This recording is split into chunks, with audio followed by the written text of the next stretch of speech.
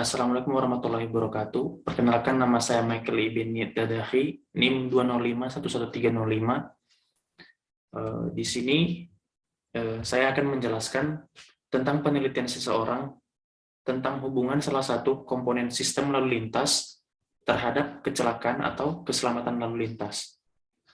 Judul yang saya ambil pada materi tugas ini yaitu keselamatan jalan raya.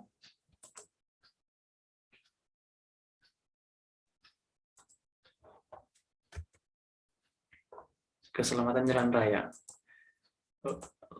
Pertama yaitu latar belakang. Berdasarkan Undang-Undang Republik Indonesia Nomor 38 Tahun 2004, jalan adalah prasarana transportasi darat yang meliputi segala bagian jalan, termasuk bangunan pelengkap dan perlengkapannya yang diperuntukkan bagi lalu lintas, yang berada pada permukaan tanah, di atas permukaan tanah, di bawah permukaan tanah ataupun air, serta di atas permukaan air, terkecuali jalan kereta api, jalan lori, dan jalan kabel. Baik, di sini kita akan membahas tentang yang pertama, audit keselamatan jalan. Yang kedua, ketentuan teknis audit keselamatan jalan. Ketiga, tahapan audit keselamatan jalan. Keempat, pelaksanaan audit keselamatan jalan. Kelima, penanganan lokasi rawan kecelakaan lalu lintas. Keenam, kriteria umum dan tahapan penanganan lokasi rawan kecelakaan. Dan yang terakhir adalah analisis data kecelakaan lalu lintas. Apakah kalian pernah melakukan pelanggaran lalu lintas? Tentu saja pernah, tidak mungkin, bahkan jarang seseorang itu tidak pernah melanggar lalu lintas. Yang pertama yaitu konsep sistem transportasi. Apa sih arti dari sistem? Sistem adalah suatu kesatuan dari bagian-bagian atau unsur-unsur yang saling berhubungan sedemikian rupa, sehingga apabila salah satu bagian atau unsur pengaruh kepada mengalami perubahan akan memberikan dampak serta pengaruh kepada bagian yang lain, bahkan kepada keseluruhan kesatuan.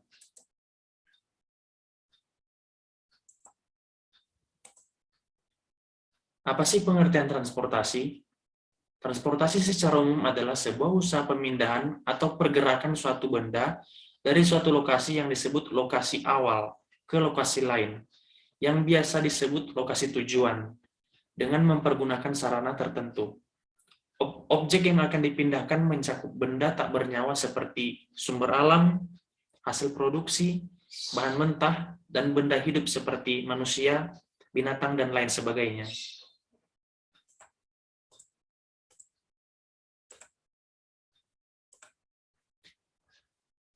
Jadi dapat disimpulkan bahwa sistem transportasi adalah keterikatan serta keterkaitan antar penumpang, barang, prasarana, dan sarana yang berinteraksi dalam rangka perpindahan orang atau barang yang tercakup dalam suatu tatanan, baik secara alami maupun buatan.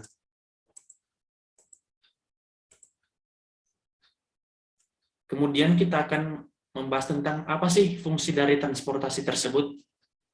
Fungsi transportasi adalah untuk menghubungkan orang atau masyarakat banyak dengan lahannya, atau disebut dengan land.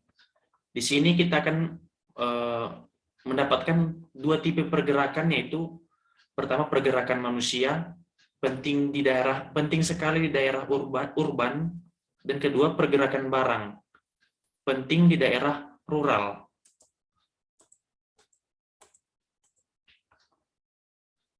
Baik, di sini merupakan jenis-jenis sistem transportasi, yaitu yang pertama sistem transportasi nasional atau disebut Sistranas, kedua tataran transportasi nasional atau disebut Tatranas, ketiga tataran transportasi wilayah disebut Tatrawil, keempat tataran transportasi lokal disebut Tatralok, yang kelima moda transportasi, keenam transportasi antar moda, dan ketujuh transportasi multimoda.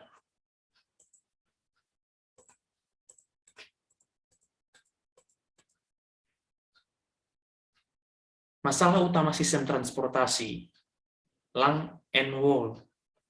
Yang pertama, Daerah yang harus direncanakan menyangkut ribuan atau bahkan jutaan perjalanan penduduk dengan jumlah angkutan yang berbeda-beda. Kedua, dengan tersedianya beragam cara dalam teknologi transportasi, yang beragam cara operasi atau harga, terdapat banyak cara untuk merubah sistem transportasi di daerah tersebut. Ketiga, tujuan yang hendak dicapai dengan peningkatan sistem transportasi seringkali sukar didefinisikan dengan angka dan dengan sendirinya tidak hanya menyangkut soal waktu perjalanan seseorang.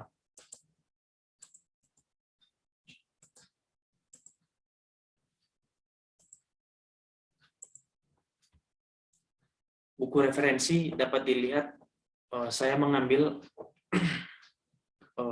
materi keselamatan jalan raya ini. Yang pertama di Pedoman Audit Keselamatan Jalan, Penerbit PU Jakarta, terus Pedoman Penanganan Lokasi Rawan Kecelakaan Lalu Lintas, Penerbit PU Jakarta, Outroads, Australian Standard Road Safety Audit, Sydney 1994, yang terakhir IHT, Guidelines for the Safety Audit of Highways, The Institute of Highway and Transportation, London 1996.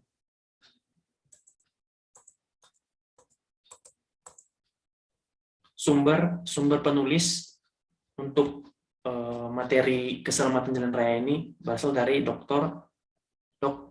Antono Darmayanto, insinyur.